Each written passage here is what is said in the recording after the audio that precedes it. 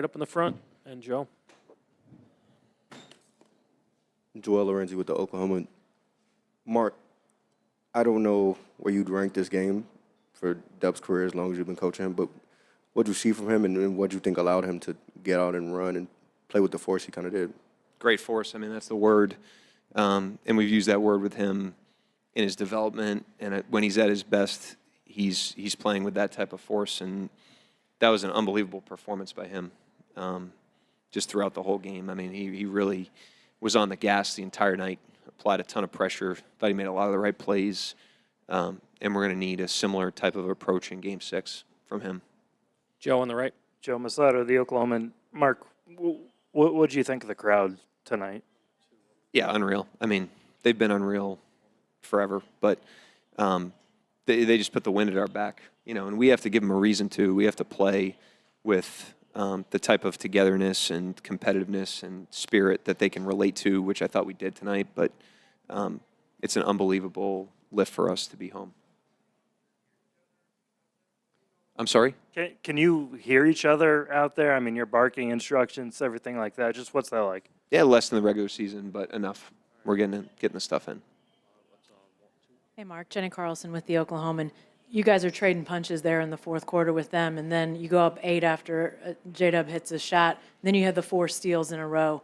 Just walk me through those defensive possessions for your guys and how fitting it was to see this game really secured with your defense. Yeah, I thought our defense tonight was really good. I thought our conversion off of our defense was hit or miss. We had some really good moments. We had some moments that I wish we could have back. The second chance points were a major problem. They did a great job of crashing to the glass. They beat us in the paint tonight. So it wasn't a perfect game at all, and there's a lot of room for growth. But I thought our improvement from Game 4 to Game 5 was critical, and we're going to need a similar type of approach.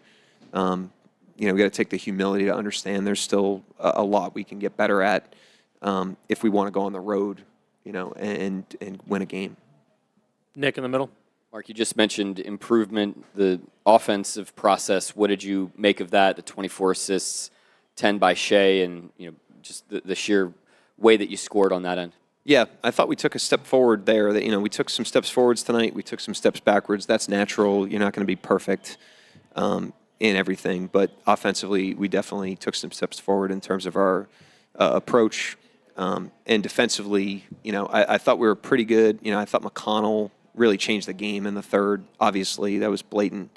And so, we got to do a better job there. We got to do a better job on the glass. Late game defensive transition, they kept the pressure on us there. So we have room for growth, but I thought we took some steps forward on the other end. Vince on the right. Hey, Coach. Vince Gould, Yahoo Sports. Coming into the season, the thought was that either Dub or Chet was going to have to step forward to be the second guy next to Shea to get you guys to this level.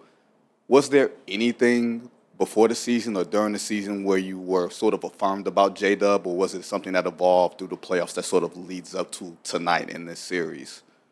Yeah, respectfully, we don't look at it like that in terms of, second guy, first guy, third guy, anything like that. We're just trying to help every guy grow and improve and tackle the next thing in front of them. And Dub's a third-year player. Chet's a third-year player. Cason Wallace, a second-year player. I mean, we're just trying to help those guys take steps forward wherever they are at a given moment. That's everybody on the roster. That's Caruso and Kenrich Williams, and that's all the way on down.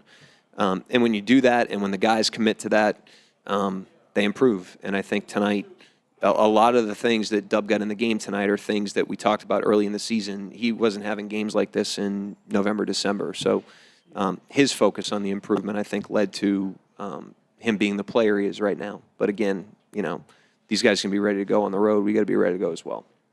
Fifth row on the left. Right here. Mark Logan Murdoch of The Ringer. It seemed like Shea provided a calming influence down the stretch of this game. I think that he had a hockey assist to J-Dub with about, 8 minutes left, and then you took him out and he came back in and got another assist to Dort. What did you think of his game, and how did he kind of settle things when you guys were when they were coming back, when Indiana was coming back? Yeah, I thought they had a really good offensive second half. And so defensively, there's some things we can learn from. Like I mentioned, McConnell in the third, and then in the fourth, even I think they had 30 points or 33 points. And so we need to improve there. But our offense kind of paced us down the stretch, and he's such a big part of that because he's just in such command with the ball. And Dub was doing that tonight too, which is important against their pressure. So I thought those guys, again, played really well in the two-man game, controlled the clock, controlled the game down the stretch, and paced us ahead of them. Fourth row on the right. Mark Valencia King, Real Talk Sports. I talked to you last series about how both J-Dub and Shea used the phrase, be where your feet are. As their coach heading back into Indiana, how will you continue to hold tight to that phrase? Yeah, I mean, we have to, as we have all year, we have to focus on improving. We're playing a game, and we have to get better in the areas that we have to improve. Indiana is going to do that. That's part of a series. That's how you pace ahead of a series, is you keep improving. And we got to go up there and focus on what we focus on, which is the next game, the next possession, and where we are. And the guys have done an amazing job of that. But these games are a challenge. We want to win these games. It can pull you into the future. It can pull you into the past. We got to stay present and compete together in every possession of the game. Tim McMahon, ESPN. Mark, you mentioned, I think, the practice after game one that typically for third-year guys, delivering in the finals isn't on the curriculum. Yep. Why do you think Dub has been able to come through the way he has, especially over these last few games in this series? I mean, these guys are really good players, obviously. But I go back to the improvement. There's times earlier in the season where, he had some ugly plays and ugly games, trying to establish the type of force that you saw tonight. And I complimented him back then, but he's trying to make an all-star team. He's a all-NBA player this season. He's got an individual career that, he's ambitious, but the way that you accomplish your goals and become the player you're going to be is by improving. And I credit him because in the face of all those things, he just focused on improving. And now in the face of going up to Indiana, up 3-2, we have to focus on improving. That's got to be our mindset, and we have to discipline ourselves to do that. Third row on the left. Daigneault, BSO. Mark, back to Joe's question about the crowd. It seems like when there are lulls in the game, the crowd starts making noises. I don't know if it's a correlation or if you feel like it's a correlation, but it seems like that kind of pushes you guys to the next level. Do you feel that, or do you feel like the players feel that? I mean, you can ask them, but again, I think the crowd puts the wind at our back. I always marvel at how enthusiastic and positive they remain in the ebbs and flows of a game or of a season. They're always trying to put the wind at our back. They're always trying to lift the team up.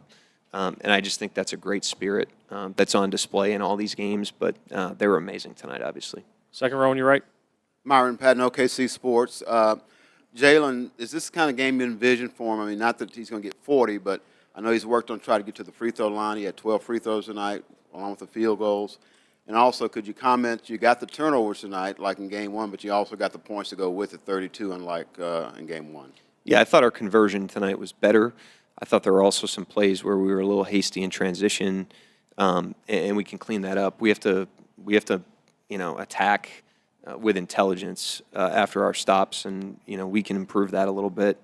But yeah, Jalen, again, I don't know if this is what I envisioned, but we're just trying to help guys grow, from wherever they are at a given point in time, and he's committed to that process. And he's not the only one. I mean, he had the loudest game, but we've got a culture of that. Our guys do an amazing job of just staying present in their careers, staying present in the season, just attacking what's right in front of them. Fourth row on the right. Dean Blevins, News 9. Coach, I was wondering on potential challenges. There seemed to be a number of calls that could have been that you might have thought about challenging. What was your thinking on it? Because it wasn't just one or two. It seemed like there were a number of them. I mean, you're always just focused on trying to get it right. You don't want to burn one on a play that could be marginal or can be interpreted in a certain way, and try to keep it in your pocket unless it's one that you can really go get. Fred, last question in the back right. Hey, Mark. You guys, especially like Aaron Wiggins, seem to put a real emphasis on getting up shots, getting up threes in transition. Was that something that you felt like you guys had to emphasize was a better way to get threes in transition? And what did you think of the looks you guys were able to get from beyond the arc tonight? Yeah, I mean, we shot 17 threes in game 4, and that's not really a recipe it's a byproduct of offense that's not where it needs to be. And so I thought we made some improvements tonight. I thought Wiggs and Case and Wallace specifically, especially in the first half, those guys gave us a major lift, came in aggressive. Wiggs only played 8 minutes in game 4.